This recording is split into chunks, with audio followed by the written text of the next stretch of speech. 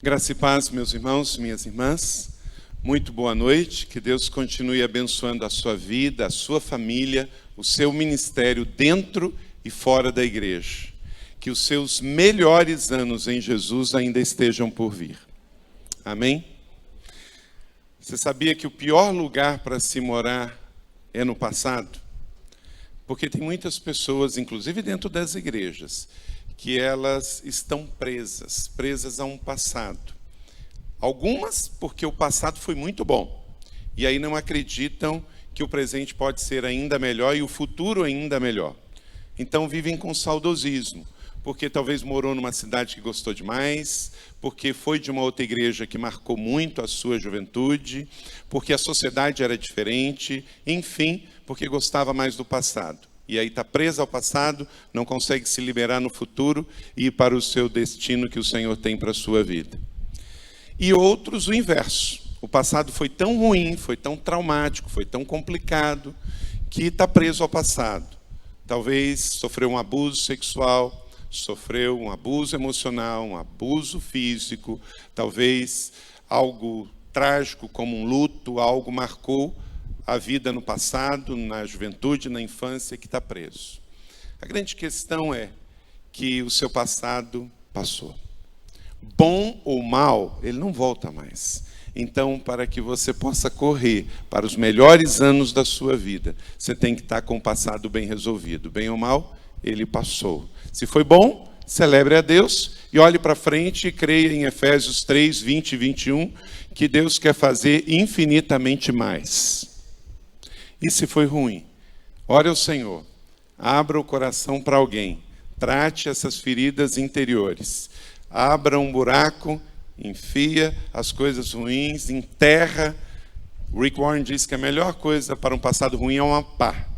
Pega um buraco, abre uma pá e enterra. Você vai ficar até mais alto depois de subir nele. Olhe para frente e corra para os melhores anos da sua vida. Amém? Obrigado, os pastores aqui da Igreja Batista do Bacaxeri, pelo convite. O pastor Silvado esteve conosco hoje a tarde inteira, mas ele precisou repousar um pouquinho, né, Marcos, agora. Então, ore para que ele esteja 100% e amanhã ele esteja conosco e domingo também. Então, já tivemos um tempo muito puxado, muito gostoso, com a liderança da igreja nesta tarde. Foi realmente muito especial. Nós pensamos sobre evangelismo, sobre ação social, sobre a igreja nas casas, sobre o fortalecimento dos pequenos grupos e como ser uma igreja cada vez mais que cumpra o ID de Jesus, indo além das suas quatro paredes. Eu estive nesta igreja há alguns anos atrás e pude estar aqui, e é muito bom voltar a um lugar que você vê progresso, você vê que a coisa andou e que o melhor não ficou para trás, o melhor está no presente e para o futuro. A Igreja Batista do Bacaxeri, o seu pastor, é uma igreja viva, relevante e tem influenciado a vida de Curitiba, do estado do Paraná e da nossa nação. Então, continuem, não desistam e avancem. E ainda mais agora, fortalecendo os pequenos grupos da igreja, para a colheita global. Quem aqui crê que Jesus está voltando? Então, nós não temos muito tempo. Temos que fortalecer para essa colheita final. Se você quiser me seguir nas redes sociais, pode seguir. Eu posso garantir você. Esses dias eu falei assim para uma pessoa que eu estava seguindo no Twitter. Eu falei assim, você sabia que tudo que você curte, eu vejo? Então, se você quer continuar, que eu te siga ainda, cuidado, siga Jesus. Paulo, ele disse o seguinte, quem aqui tem alguma rede social, Facebook, Twitter ou Instagram? Levanta a mão. Ok. Paulo disse assim, seja comer, beber ou qualquer outra coisa fazer para a glória de? Inclusive sua rede social. Tem gente que só usa a rede social para dizer quanto quilo perdeu, o que comeu e aonde foi. Eu não consigo ver para a glória de Deus isso.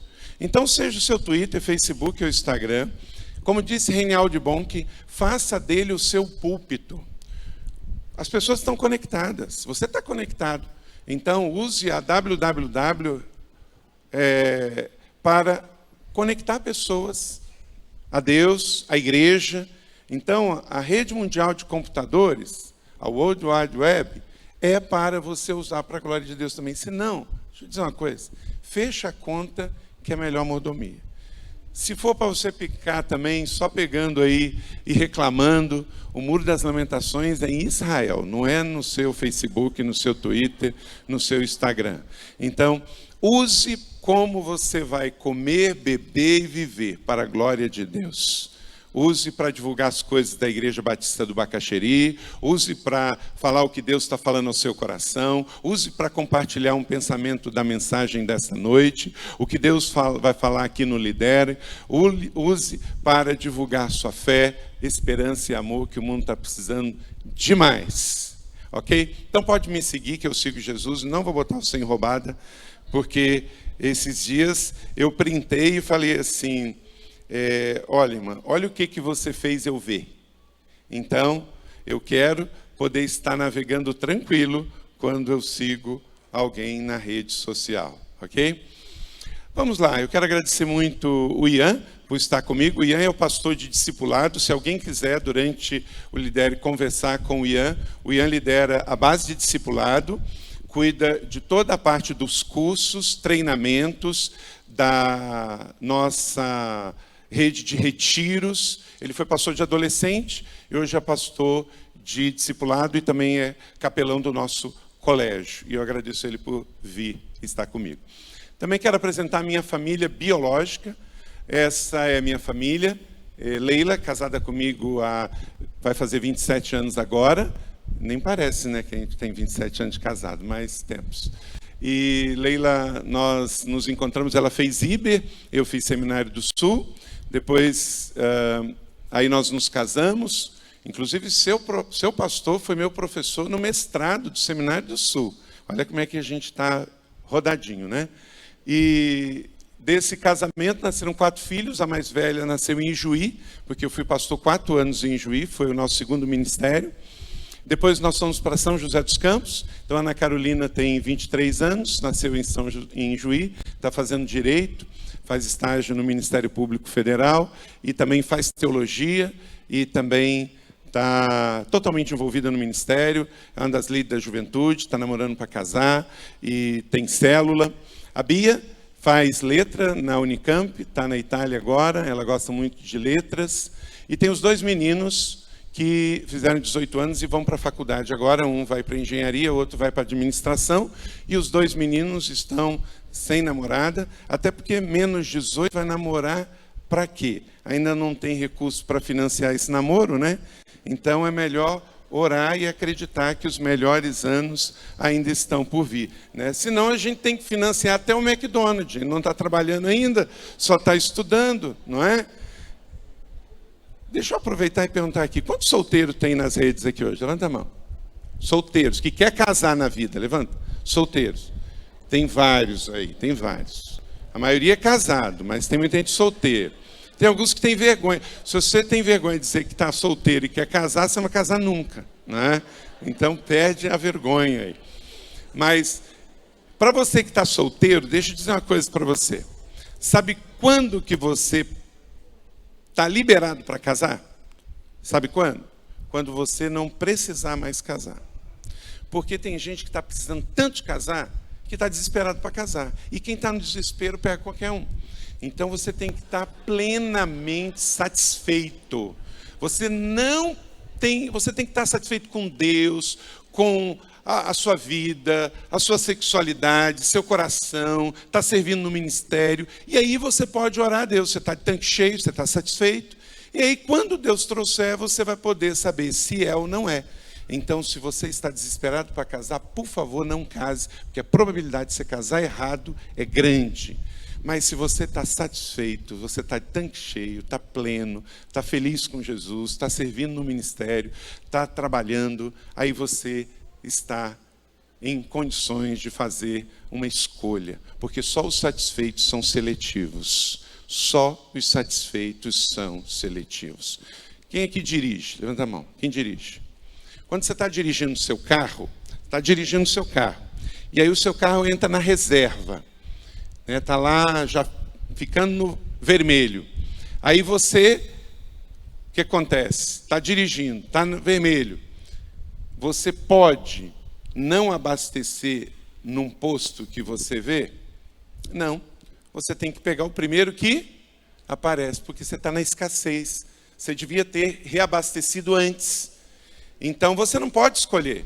Quem anda na escassez, quem anda no tanque reserva, pega o primeiro que aparece. Às vezes a gasolina não é boa, é mais cara, é batizada, diz que tem 7 estrelas, mas não tem nada. E aí você tem que abastecer. Agora, seu carro está lá, você está com 1/3, você está com meio tanque. Aí você fala, não, esse posto aí, não, esse aqui é caro, esse aqui a gasolina é ruim. Por quê? Você está de tanque? Cheio. O tanque cheio fica até mais, porque ele se dá o direito de escolher.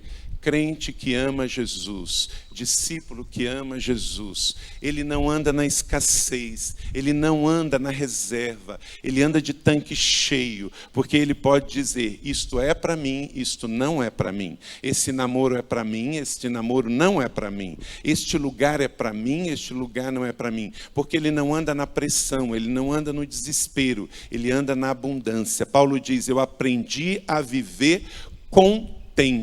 Eu sei passar necessidade, eu sei ter abundância, mas eu vivo contente. Meu irmão, minha irmã, se você viver contente aqui na cidade de Curitiba, você não vai ser a próxima vítima de Satanás. Você não vai viver rumo a um abismo, mas em direção de glória em glória, como está escrito, como a luz da aurora, que vai brilhando, brilhando, até ser dia perfeito. Por quê? O satisfeito é seletivo, o satisfeito sabe escolher, então sabe a hora de parar e de avançar, de dizer, isso é para mim, isto não é para mim. Ok? Nós vemos no mundo que tem uma mensagem hedonista muito forte, de apelo, de pressão para a juventude, para a sexualidade. Então nós temos que estar satisfeito para dizer não, para não gerenciar, para não transformar pedra em pão e poder então viver de uma maneira digna. Não é melhor, não é pior do que ninguém, mas é de uma maneira plena e satisfeita. Esse encontro desse ano, do Lidere esse ano, ele tem uma ênfase de um foco de fortalecer a igreja para o evangelismo, para ganhar a cidade. Então essa vai ser a proposta dessa noite. Mas antes disso, estou aí na introdução, estou aquecendo o seu coração, mas vamos ler a Bíblia e vamos trazer a palavra. Mas eu quero apresentar um pouquinho mais a realidade que nós estamos lá em São José. Por quê? Porque quando nós éramos uma igreja voltada muito para dentro, eu estou em São José, o pastor Ian chegou comigo, ele chegou um mês antes, ele veio lá do Espírito Santo, eu vim de Juí, no Rio Grande do Sul, e a nossa igreja era uma boa igreja. Mas qual era a grande questão? Era uma igreja de 620 membros, primeira igreja batista em São José dos Campos, aquela boa igreja. Mas ela era muito voltada para dentro, para os seus programas, para os seus eventos, para o que ela gostava de fazer. As reuniões mais fortes da igreja não era evangelismo, não era ação social, não era missões, eram os seus cursos e treinamentos, as suas celebrações de domingo de manhã. Em suma, ela já tinha 63 anos de idade, mas era uma igreja voltada para dentro. Eu lembro que quando eu fui 2 anos pastor auxiliar do pastor Reginaldo Kruklis, depois ele foi morar nos Estados Unidos, eu assumi como pastor titular, e um irmão veio e me deu um abraço, um aperto de mão e disse, pastor, parabéns, o senhor será pastor de uma boa igreja. E aquilo entrou no meu coração, uma boa igreja, mas espera aí, São José dos Campos é uma ótima cidade. É uma cidade grande, é uma cidade tecnológica, uma cidade que fabrica avião, uma cidade de IDH muito alto, uma cidade diferenciada no país. A cidade está crescendo. Por que nós vamos ter uma boa igreja se temos uma ótima cidade? O bom é inimigo do ótimo. Então, nós não temos que ser uma boa igreja, nós temos que ser uma excelente igreja, porque excelência honra os céus e inspira as pessoas. Se Deus é excelente, a palavra é excelente, se vamos para um céu de excelência, que quem criou a excelência foi o Senhor, então nós não podemos aceitar ficar na média. Nós temos que buscar, sem orgulho, sem vaidade, dar o melhor para o Senhor. Então, nós começamos um processo de oração, de busca da vontade de Deus, de rever as nossas metodologias e mudar a nossa mente. De uma igreja voltada para dentro e uma igreja voltada para fora. Esta igreja está nesse processo. Vocês saíram de um lugar próprio, um templo, eu conheci o templo anterior da igreja, para uma fábrica da vela na beira de uma rodovia, um lugar que saía do contexto tradicional, convencional, pagaram caro um imóvel, fizeram uma reforma, continuaram a fazer missões, ação social, plantando igreja. Quer dizer, a Igreja Batista do Bacaxeri não é uma igreja acomodada, não é uma igreja voltada para o passado, não é uma igreja de crentes salvos, sentados e satisfeitos. Mas sabe qual é o desafio? Não é olhar para trás, é olhar para frente e acreditar que os melhores anos estão por vir. De fortalecer os pequenos grupos, de fortalecer a visão da igreja para voltar os seus olhos para o amanhã. E para essa cidade linda, vocês moram numa das melhores cidades do país. Então, dentro desse contexto, nós começamos a transição em São José. De uma igreja que tinha um lugar de culto, para hoje com 40 lugares de celebrações. Uma igreja que tinha uma banda de louvor, hoje para mais de 40 bandas de louvor. Uma igreja que tinha alguns ministérios, para quase 200. Que não tinha nenhum pequeno grupo, hoje para 1.300. Então, tudo exige de nós fé, disposição, coragem, a convicção que Deus vai fazer. Então, vou mostrar para vocês um breve vídeo, um pouquinho do nosso campo sede. Em São José temos 8 campi e mais 20 em outras cidades.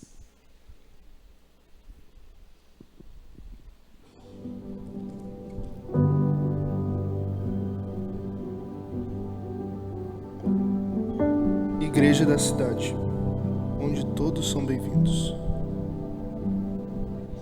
Um lugar que acontece um grande ajuntamento, onde todos crescem na fé e se tornam mais fortes com Jesus.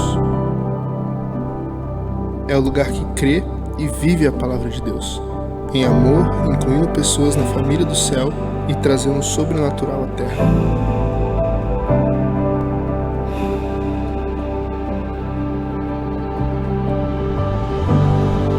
É ser dirigido por meio de propósitos, onde pessoas apaixonadas buscam alcançar todas as pessoas para Jesus. Onde pessoas descobrem o real sentido da vida. Uma família fortemente conectada, uma família para pertencer. Todos temos um chamado, um destino profético para servir o reino dos céus. Um lugar de cuidado, onde qualquer um pode crescer em relacionamentos saudáveis. Um lugar onde você, eu, ele, ela, todos pertencem e são acolhidos de maneira igual. Ter uma igreja e ser grato por fazer parte, ter amigos, irmãos e paz na fé. Igreja da cidade, uma família para pertencer. Por que nós estamos usando esse mote, esse axioma? Igreja, uma família para pertencer. Você já teve a experiência de alguém perguntar para você assim, qual igreja você frequenta? Não teve? Mas vem cá, temos que corrigir algo muito simples aí. Quem disse que a igreja é um lugar para você frequentar? Você frequenta praça, clube, hotel, frequenta supermercado. Por quê? É um lugar que você vai, mas você não tem compromisso para voltar. Porque você frequenta. A igreja é mais do que isso. A igreja é uma família espiritual. Deus só criou 2 famílias na Terra. A família biológica e a família espiritual. Esse é o modelo de Deus.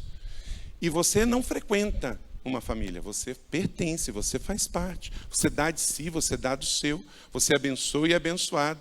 Você ajuda e é ajudado. Você faz parte, você dá de si, você dá dinheiro, você dá compromisso, você dá ministério. Então, a igreja não é um lugar para você frequentar. A igreja é uma família para você pertencer. Uma família de muitos irmãos, onde o irmão mais velho é honrado pelo irmão mais novo e o irmão mais novo honra o mais velho promove o mais novo e tem essa saúde familiar na igreja. Não há um ambiente de religiosidade. Então, começamos a fazer essa transição. E a igreja sai de 620 membros para 18 mil membros. A igreja sai de nenhum pequeno grupo para quase 1.300 grupos. De nenhum ministério para quase 200 ministérios. Uma igreja que não tinha um trabalho social e hoje tem um dos mais relevantes na cidade. Que tem um colégio que hoje é o segundo colégio, segundo a redação do Enem, da cidade. E tudo isso por detrás de uma ação de influenciar para transformar. Mas para isso, a gente precisa amar a cidade. A gente precisa gostar da cidade. A gente precisa interagir com a nossa cidade. E saber que essa é uma missão da igreja, faz parte. As pessoas, elas não vão dar a sua vida por algo que ela não vê relevância, que ela não está vendo, de fato, algo que pode mudar a vida dos seus filhos, dos seus familiares e assim por diante. Então, acredite que a gente pode celebrar o que Deus nos deu e agradecer, mas a gente pode trabalhar para viver o novo e o melhor para o Senhor. E acreditar que isso pode ser feito sem nenhuma afetação, sem nenhuma invencionice. E é só não se apegar às nossas próprias tradições, aos nossos próprios medos, às nossas próprias preocupações. Mas confiar que Deus vai nos dirigir e fazer a diferença entre nós. Vamos então abrir nossas Bíblias. Eu quero convidar você, uma igreja para alcançar a cidade. Abra sua Bíblia em Marcos, capítulo 2, de 1 a 12. Marcos, capítulo 2, de 1 a 12.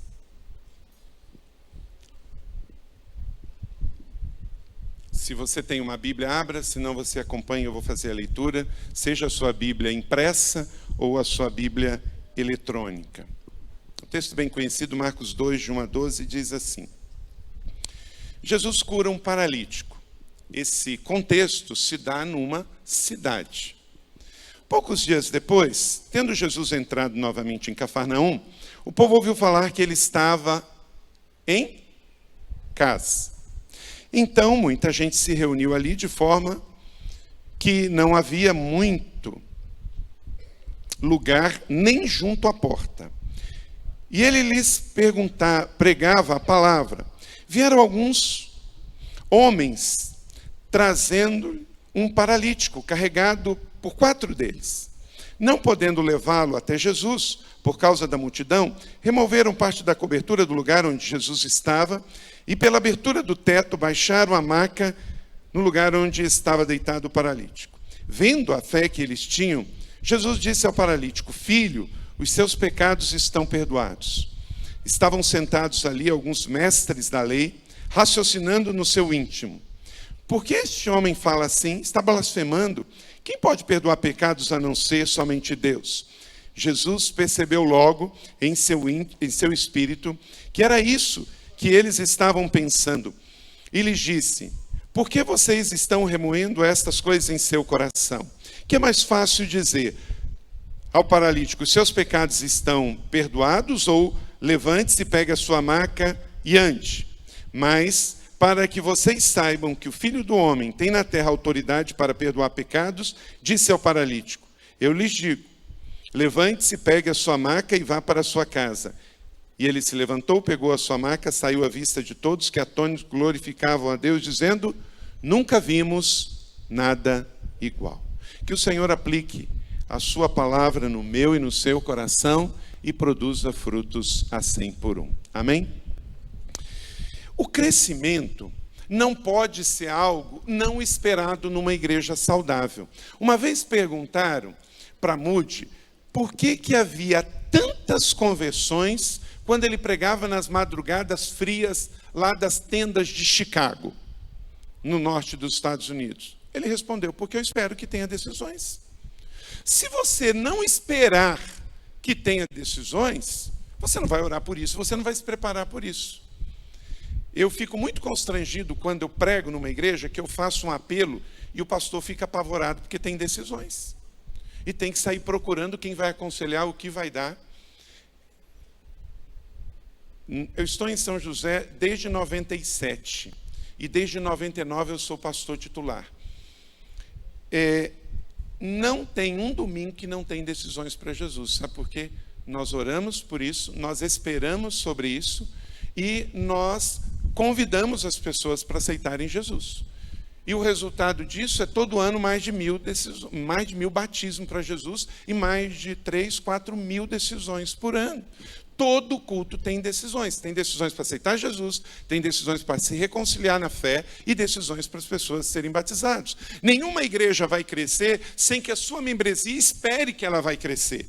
O crescimento não pode ser uma surpresa. O crescimento tem que ser fruto da oração, fruto da organização, fruto do preparo, fruto do discipulado da igreja. Porque eles virão à medida em que nós, de fato, acreditarmos que Deus quer que a sua casa fique cheia.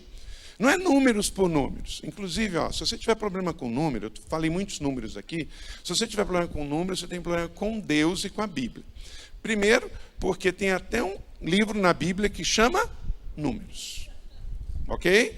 E tem números de tudo lá sobre a história de Israel. Tem número de genealogia, número de reis, número de profetas, número de sacerdotes, número de clãs, tem número de tudo. Né? E quantos números a gente sabe na Bíblia? Não é? Quantas pessoas saíram do Egito? A Bíblia fala que cerca de 600 mil homens, porque a Bíblia diz, né? Alguém contou. 3.000 se converteram na pregação de Pedro em Jerusalém. Por que sabemos disso? Alguém contou. Tinha 120 no tabernáculo quando foi a festa de Pentecoste. Alguém contou, não é? Jesus apareceu para 500 lá na Galileia. Alguém contou. Então, meu irmão, se você tem problema com números, é melhor rever isso aí, porque Deus não tem e Jesus também nunca teve. Porque os números nos ajudam, inclusive, a avaliar as nossas ações. Atos, capítulo 16, 5 e 6 e 2, 43, leia comigo, está na tela, todos juntos. Assim, as igrejas eram fortalecidas na fé e cresciam em... Igreja do Bacaxeri, a igreja apostólica primitiva crescia em... Nós somos a mesma igreja, gente. Não somos uma outra igreja. A única diferença é que Atos bíblico deu um ponto parágrafo em Atos 28. Mas a igreja do Bacaxeri, nesta noite, ela está continuando a história. Nós somos Atos 29. A história, ela é contínua. Livro de Atos é um livro de uma história inconclusa. Apenas começou ali, são os atos dos primeiros cristãos, dos primeiros apóstolos, das primeiras igrejas. Mas há Atos 28, um parar não do movimento, apenas da narração. Esta igreja é Atos 29. Mas para isso, ela tem que gostar mais dos atos apostólicos do que as atas das igrejas. Atos é um livro de movimento. Atas é um livro de história que passou. Eu prefiro gostar mais de Atos do que de Atas, porque Atos me faz olhar para frente e Atas me faz olhar para trás. E o que vai mudar o mundo não é o que passou, é o que está por vir. Então, Atos nos diz que assim as igrejas eram fortalecidas, assim elas cresciam em números. Vamos continuar. Capítulo 2, 43, todos juntos. E todos estavam cheios de temor, muitas maravilhas e sinais eram feitos por meio dos apóstolos. Quer dizer, a igreja é uma força em movimento, um ato contínuo. Ela cresce em número, ela cresce em ação, a mover do Espírito Santo, a vida, a ação sobrenatural do Espírito. E para isso, nós temos que aproveitar bem as oportunidades, porque os dias são maus. Oportunidade é uma questão que bate e vai. Nós temos que aproveitar. Agora, gente, nós vivemos num tempo de boas novas no Brasil.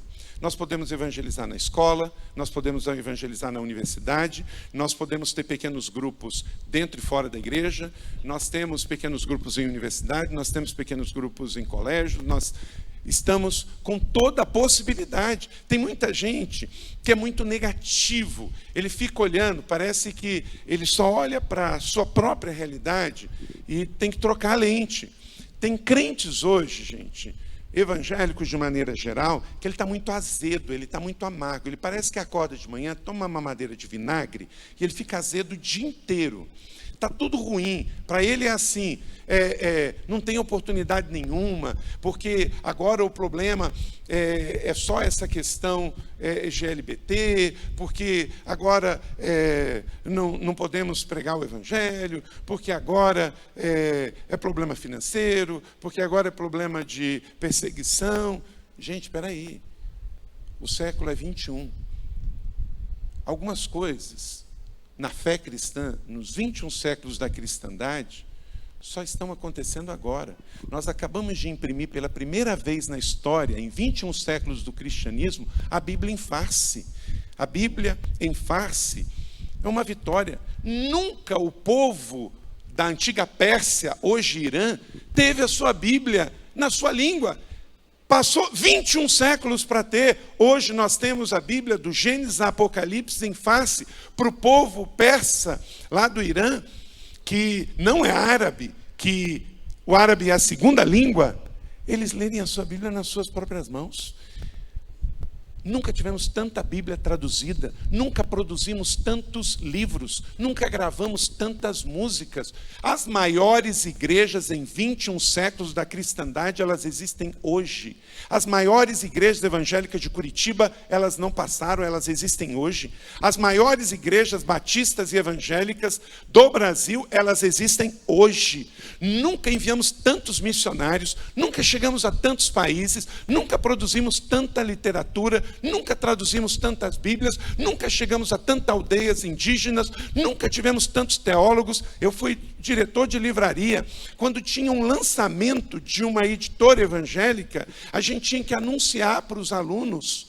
Hoje em dia a gente não dá conta de comprar, de ler, de tanta produção científica teológica, de tanto livro devocional, de tanto livro hermenêutico. Nunca tivemos tantas Bíblias de estudos, nunca tivemos tantas conversões. Como eu disse, todo ano temos mais de 1000 batismos só na nossa igreja. Então, queridos, com tudo isso, como é que eu vou ser uma pessoa negativa, pessimista, dizer que está tudo ruim, dizer que nada presta? Deus, Ele reina e governa. Jesus é rei, Ele tem um cetro, Ele tem um trono, Ele está no governo, Ele sabe de todas as coisas e o Evangelho está crescendo sim.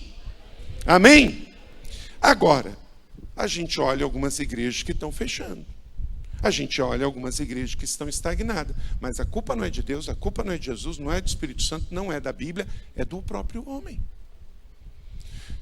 Jesus disse em Mateus capítulo 16, 18: eu edificarei a minha igreja, as portas do inferno não prevalecerão contra elas. Ok? Ele que disse isso. E se você olhar a fé cristã, ela está muito bem, obrigado.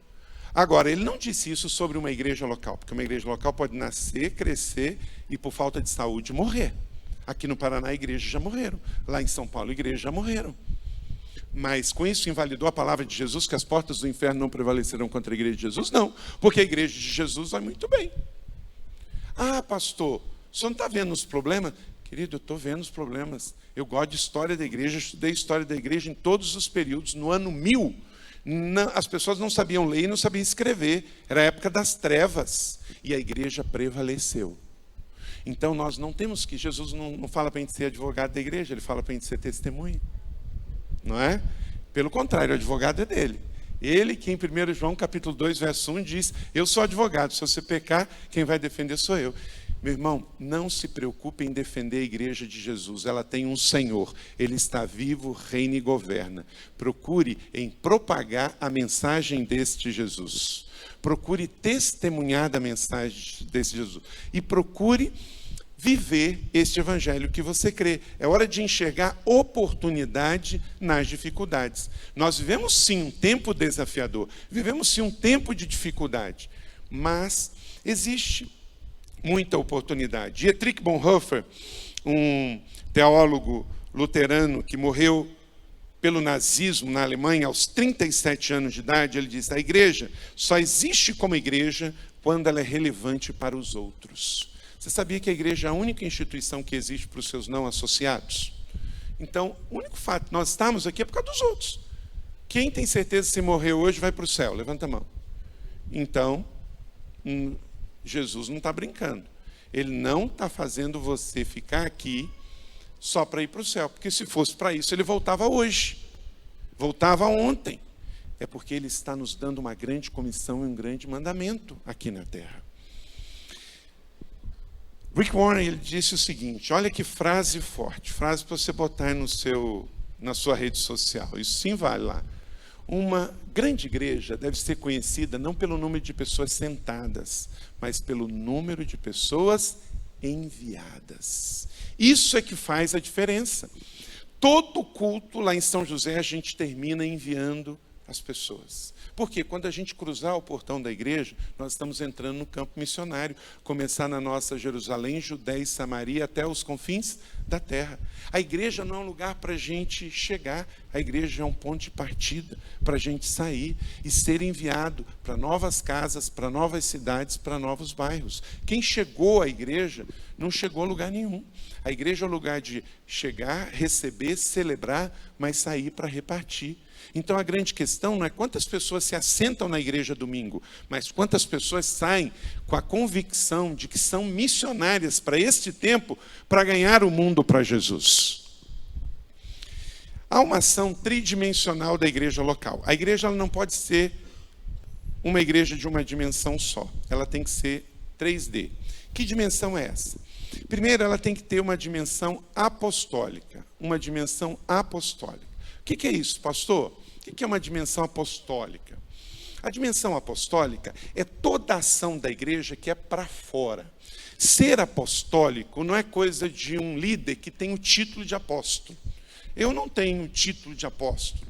Hoje em dia, nós temos um movimento em que pessoas, líderes, têm o título de apóstolo. Aí acha que usar um anel de apóstolo, usar uma roupa, né, tal, e isso não é nada disso. Efésios capítulo 4, o Senhor deu dons apostólicos. O que é uma igreja com visão apostólica? É uma igreja voltada para fora, é uma igreja missionária, é uma igreja empreendedora, é uma igreja que não está satisfeita com o passado, mas ela acredita que o melhor está por vir. É uma igreja criativa, é uma igreja que ela não está restrita a um local, ela quer plantar novas igrejas, ela quer desbravar caminhos, ela quer entender que Jesus disse lá em Lucas 10, ir adiante, fazer a obra que eu fiz e maiores. Então, essa é a primeira dimensão da igreja. Agora, para a igreja ser uma igreja apostólica, ela tem que ter líderes de pequenos grupos com mente apostólica, coração apostólico. A doutrina da igreja não pode ser uma doutrina voltada para os que já receberam a salvação, mas para aqueles que ainda precisam receber. Toda igreja voltada para dentro, sem visão apostólica, ela não vai crescer. A igreja, para crescer, ela tem que ter visão de itinerância, de crescimento, de empreendedorismo. Gente, isso acontece até com as empresas. Nenhum empresário que não tiver visão de expansão, de correr riscos, não vai crescer. Está inerente à função de empreender e conquistar. Ele diz, eis que vos envio como cordeiro no meio de lobos. Então, a visão da igreja tem que ser tridimensional, para que ela tenha uma ação tridimensional. E começa por uma visão apostólica. Deixa eu te mostrar o que é isso num texto bíblico. Tito 1,5. Leia todos comigo. A razão, todos.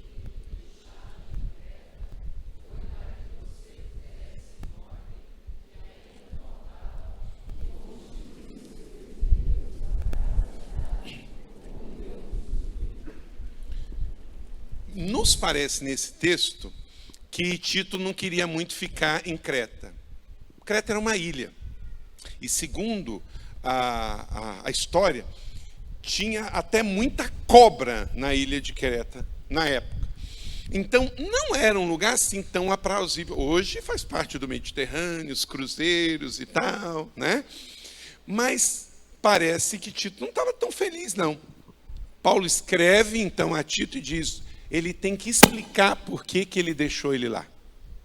Se ele tem que explicar e dar uma missão para ele, nos fala que a visão de Paulo não era só para Creta. Ele foi para lá, evangelizou, igrejas foram plantadas, aí ele manda um discípulo dele, um filho na fé que ele ganhou lá em Éfeso, junto com Timóteo, e diz, vai para lá, coloque em ordem, organiza, instrui, levante presbítero, organize a igreja. Então, a igreja tem que ter essa dimensão apostólica. A apostólica, ela recebe, prepara e ela envia, como Paulo enviou Tito. Meu irmão, entenda, você não pode ter a visão de ficar imobilizado dentro da igreja. É enviado para uma casa de paz, para uma célula, pequeno grupo, para abrir uma nova igreja. Por exemplo, nossa região, e aqui no Paraná deve ter, e pelo Brasil inteiro afora, temos muitas cidades pequenas que precisam de novas igrejas, de plantar igrejas lá. Mas não dá para mandar para uma cidade muito pequena um casal que tem filhos em idade escolar.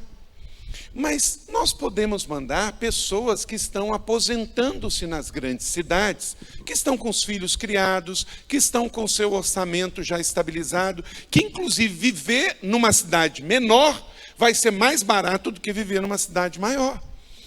Então nós estamos hoje num desafio lá em São José de desafiar casais aposentados a se mudar para o interior para plantar igrejas mais rurais. Igrejas que casais mais jovens não vão se dispor para ir, porque eles estão em fase de estudo, seus filhos estão em fase de estudos, eles estão em fase de levantar recursos para a sua vida, então vamos deixar eles evangelizando nas cidades maiores. Mas temos cases lá em São José de gerente de banco que terminou a sua jornada e foi abrir uma igreja lá na divisa de Minas Gerais, na Serra da Mantiqueira. São cidades de 3 mil habitantes, 5 mil habitantes, que precisam de uma igreja. Mas a gente precisa de discípulos altruístas que deixam a comodidade, a zona de conforto na cidade, diz, eis-me aqui, envia-me. Se eu vou passar 10 anos da minha vida ainda, eu quero deixar uma igreja plantada. Mas isso tem que ter visão, coração, paixão apostólico. Uma pessoa desprendida, que entende que ele tem um coração disponível para ser enviado.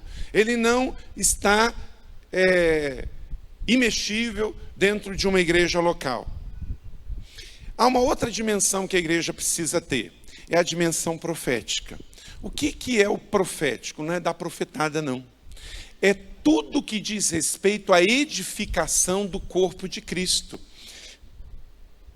Pedro, pregando em Jerusalém, ele diz, arrependam-se, pois, e voltem-se para Deus, leia comigo, para que os seus pecados sejam cancelados. Tudo que diz respeito a mudar de vida, deixar a velha vida, se edificar em Cristo e buscar o que é do céu para a terra. Como é que a gente educa filhos? É o Estado que ensina? É terra a terra? Não. Nós temos que buscar o quê? Os princípios do céu. Então o profético é buscar os princípios do céu para trazer para a terra.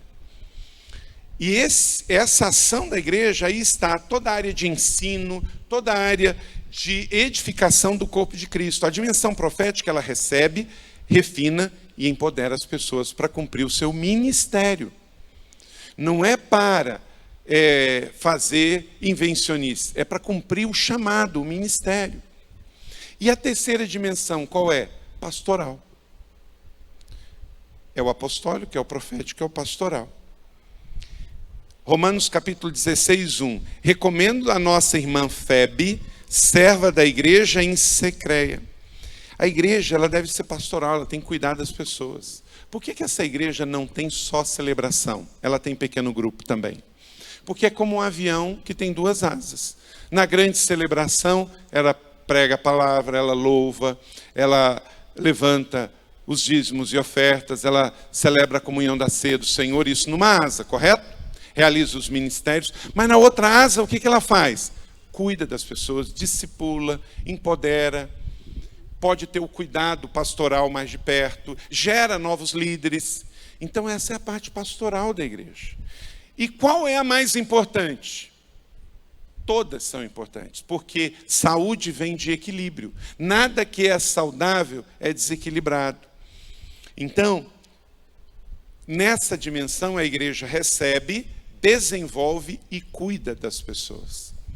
Eu gosto de ensinar essas três dimensões com 3 gestos do braço. Uma igreja com a visão tridimensional, ela tem a visão apostólica, então ela envia, ela vai. Então a igreja, ela está para fora, ela está missionária, ela está enviadora. Uma igreja apostólica. Faz comigo, uma igreja apostólica, uma igreja para fora, missionária, do ID. Uma igreja profética, a igreja que traz.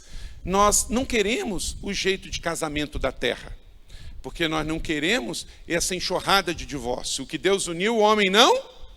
Aonde nós aprendemos isso? Na terra ou no céu? No céu, porque na terra, casamento virou um contrato. A gente casa, assina, se dá certo, continua. Se não continua, faz o quê? Separa, porque essa é a lei dos homens. Então, para nós não serve. Educação de filhos, casamento, discipulado, ministério tem que ser do céu para a terra. Então, faz assim comigo. Então, do céu para a terra. Então, a igreja profética, ela traz do céu para a terra. O seu modelo não é uma empresa, o seu modelo não é a moda. Ah, todo mundo está fazendo. Escambau, não interessa. Meu namoro é diferente porque eu aprendi no céu. Eu não aprendi na terra. Eu aprendi com o livro do céu como é que namora. Eu não tenho namoro em braille. Meu namoro é no espírito. Não é verdade, Marcos? Tem gente que só quer namorar em braille. Esse namoro não é do céu, é da terra. Não é? Tem fornicação. É o quê? É da terra, não é do céu. E a dimensão, faz assim comigo, pastoral. Pastoral. Tem coração, cuida das pessoas. A igreja pastoral, ela traz para perto, ela cuida, ela abençoa. Porque depois de batizado é que o trabalho começa. O trabalho de discipular, de cuidar, de multiplicar, de abençoar. Então, a igreja não é qualquer lugar. A igreja é um lugar de dimensões espirituais. A dimensão do apostólico, do profético e do pastoral. Fazendo isso com os olhos em Deus e com o coração nas pessoas. Por que tudo isso? Porque nós não temos outra alternativa. A igreja só tem um jeito de fazer as coisas, é o jeito de Deus. Em João 2,6 está escrito, leia comigo: aquele que afirma que permanece nele deve andar como ele andou. Esse é o nosso modelo. Jesus fez isso. Jesus foi apostólico, profético e pastoral. Então nós temos que ser.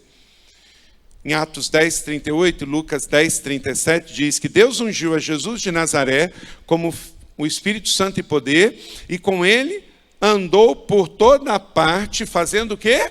O bem. Então a igreja tem que andar por toda parte, bairros e cidade, fazendo o bem, ação social, evangelismo, missões. Por quê? Porque nós somos cristãos. Cristãos são pequenos cristos, que têm que fazer o que o seu mestre ensinou a fazer. Jesus andou por toda Curitiba fazendo o bem. Os discípulos do Bacaxeri vão andar por toda Curitiba fazendo o bem. Nós não temos outra alternativa. Essa é a nossa agenda. E fazemos como igreja e fazemos como pequeno grupo. Irineu de Lyon, um dos pais da igreja, Irineu de Esmirna, que viveu entre o ano 130 e 2002, não era nem igreja bizantina ainda, ele disse o seguinte: ele se tornou o que somos, para que pudéssemos ser aquilo que ele é. Então não tem outra alternativa. Uma vez, gente, sério, uma ovelha minha chegou para mim e falou assim: pastor, eu descobri uma coisa. O meu pai não é cristão, o meu pai é batista.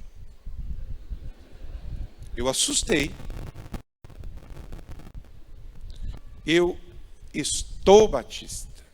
Eu sou um cristão. Por quê? Porque eu vou ser eternamente cristão. Mas ou você é daqueles que no céu vai ter denominação. Não vai ter. Só aqueles que adoram em espírito e em verdade. Um só povo. Então nós estamos metodistas, batistas, presbiterianos. É um estado, é uma denominação. Até porque o cristianismo tem 21 séculos, os batistas têm 400 anos. O resto foi o quê? Alô? Não é? Então, por que que essa menina veio me dizer isso? Porque ela via o seu pai mais preocupado com práticas religiosas e denominacionais do que viver o cristianismo, seguir Jesus e a sua fé. Então, eu espero que os seus filhos, os meus filhos, os nossos discípulos vejam, ali vai um cristão, ali vai um homem de Deus, uma mulher de Deus, que pertence a uma determinada igreja, família na terra. Mas isso é circunstancial. Quer ver? Quem aqui neste auditório não se converteu numa igreja batista? Levanta a mão. Ok? É a maioria. A maioria não se converteu numa igreja batista. Mas deixa eu perguntar, você se converteu? Amém ou não amém? Ok. Então você se converteu em outra igreja e veio para a igreja batista do Bacaxeri. Normal. Ok? Para uma igreja avançar para a cidade, no texto que nós lemos, eu estou com menos um. Mas eu estou numa faixa boa assim, porque eu sou de fora, eu vou voltar daqui a pouco, né? Quem me dá mais 5 minutos aí? 5, 10, 15, 20, 25, 35. Meu Deus, que povo generoso! Eu não vou usar isso tudo não, mas vamos lá. Para uma igreja avançar e alcançar a cidade, o seu ministério tem que ser urbano. Igreja Batista do Bacaxeri, vocês estão na cidade e devem gostar da cidade. Tem prazer de estar na cidade. Você não pode viver na cidade assim, ai que vontade de ir para o interior, uma casinha branca, de varanda, um lugar de mato verde para plantar e para colher, e eu quero ir para lá. Se você tiver essa mente, você não vai amar as ruas, os condomínios, as vilas, as praças, não vai orar com prazer, orando e abençoando a cidade. O verso 1 diz, poucos dias depois, tendo Jesus entrado novamente em Cafarnaum, Jesus escolheu viver numa cidade. Eu já fui 7 vezes na cidade de Cafarnaum. Embaixo está o Mar da Galileia, Cafarnaum, em cima tem um monte lindo, chama Monte Arbel. Jesus, ele na hora que ninguém estava vendo, ele podia sumir e fazer igual o super-homem e ia morar numa casinha lá no Monte Arbel, não é? Não, ele escolheu viver na cidade. Escolher viver na cidade, gente, é viver no meio de pessoas, tem problemas, tem gente que está doente, tem gente que vem chamar, né? Mas você só vai transformar aquilo que você ama. Então, que a Igreja Batista do Bacaxeri ame as cidades, tenha mentalidade urbana, onde as pessoas mudam, onde as coisas acontecem, onde tem que ter movimento, onde tem que ter agilidade, onde as coisas precisam acontecer, onde as coisas precisam de cuidado, onde as coisas precisam de atenção com pessoas, onde há as necessidades. Segundo, o ministério precisa estar nas casas. A igreja é o lugar da grande celebração, do encontro da família. Mas a igreja precisa estar nas casas. Diz o texto, o povo ouviu falar que Jesus estava em casa. Nas casas havia reuniões. A palavra era pregada nas casas. As pessoas eram curadas nas casas.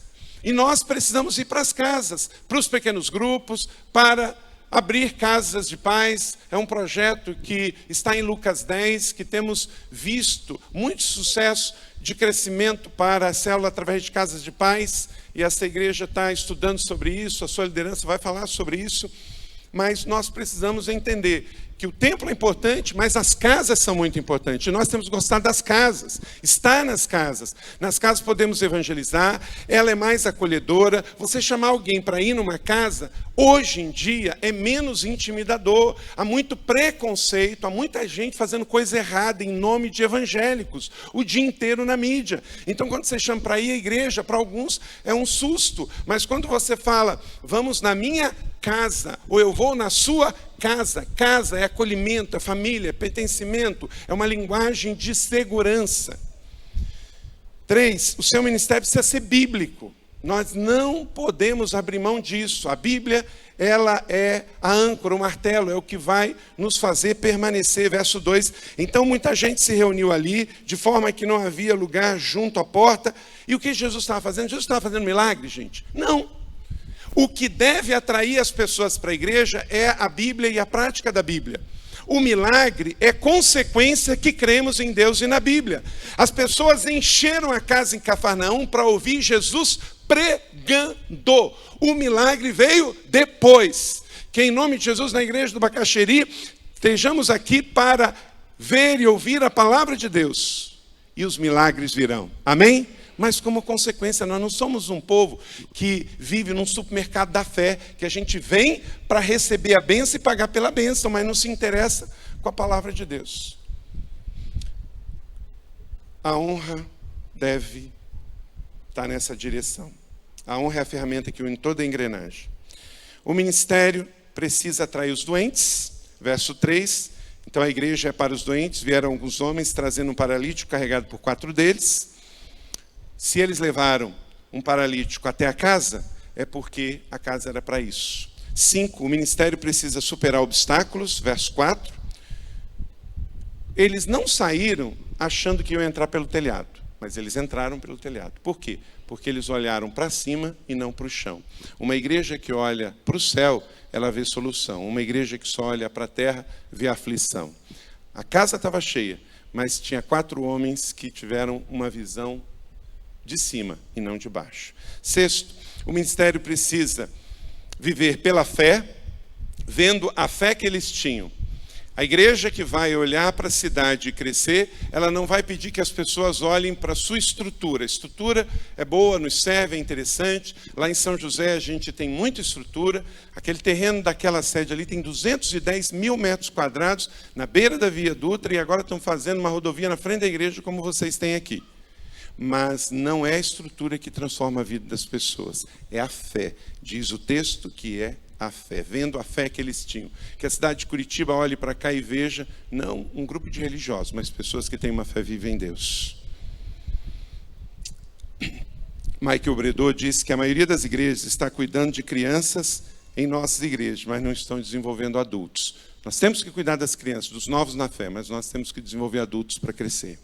7, o seu ministério confronta a religiosidade. A igreja que quer crescer em direção à cidade, transformar realidades, não pode se contentar com religiosos. Versos 6 a 8, Jesus olha para ele, não diz uma palavra, mas ele já sabe o que eles estão pensando e confronta eles. Religiosidade é fruto de orfandade. Pessoas livres não podem viver juntos sem a cultura da honra. E onde há cultura de paternidade, a cultura da honra. Porque o espírito da paternidade, ele gera identidade, comunidade, maturidade, responsabilidade, destino. Você sabe que é um filho desta casa enviado como flecha.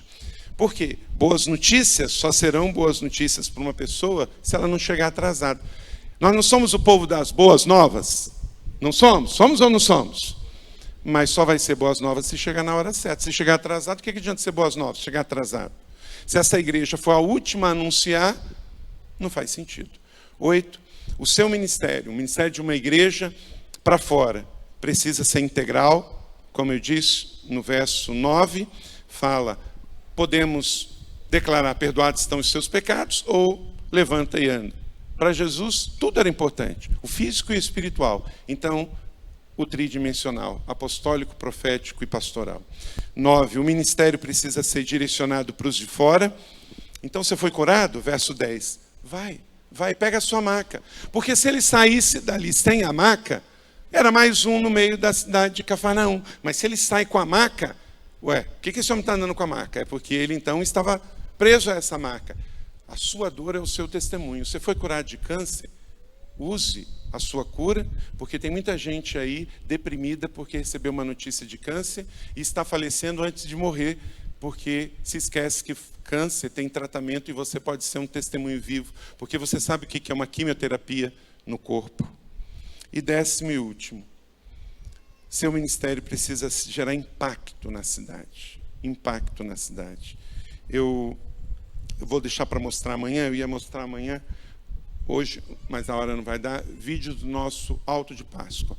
40 mil pessoas, milhares de decididos. A igreja investe 300 mil reais todo ano para fazer, para gerar impacto. Olha o que aconteceu, diz o verso 11, e eu termino aqui. E ele se levantou, pegou a sua maca, saiu à vista de todos, e eles ficaram atônitos e glorificavam a Deus, dizendo, o quê? Leia comigo. Nunca vimos nada igual. Então, esse texto não termina com amém, termina com uau. Uau! A igreja faz uma obra diferenciada. A igreja não é uma fábrica. A igreja é uma família da fé. E ela crê em sinais e maravilhas, ela crê em milagres. Então, que assim seja. E o que vai acontecer? Através da Igreja Batista do Bacaxeri, o seu amor para com os de fora, os seus pequenos grupos. Leia Abacuque 2:15, 14 comigo. E a terra se encherá do conhecimento da glória do Senhor, como as águas enchem o mar. Amém? Fica de pé, se você crê nessa palavra que você recebeu e você ouviu em nome de Jesus. Eu quero orar por você, depois o pastor Marcos vai vir aqui concluir. Mas quem aqui, desde que você chegou no louvor, na palavra, nesse testemunho de fé, de que você sai daqui desafiado a levar o seu pequeno grupo, a ser mais evangelístico, a trazer mais pessoas, a também estar aberto, quando a igreja lançar o projeto de Casa de Paz, a entender que você precisa ter uma mente vocacional, uma visão para os de fora e alcançar os de fora. Você aceita esse desafio? Levante sua mão. Pai, abençoe cada mão levantada que está dizendo que não quer ser um pequeno grupo só para comunhão. Não quer ser um pequeno grupo só para edificação, mas quer ser também uma casa de cura, de libertação, de envio, de evangelismo. Pai, abençoe cada líder de pequeno grupo com a sua mão levantada, que está dizendo sim para o Senhor, sim para um chamado apostólico, profético e pastoral, de cuidar de vidas. Senhor, livra-nos de nós mesmos, de nossos gostos, preferências e acomodações, e nos traz uma mente voltada para envio, uma mente voltada para os de fora. Em nome de Jesus. Amém. Deus abençoe.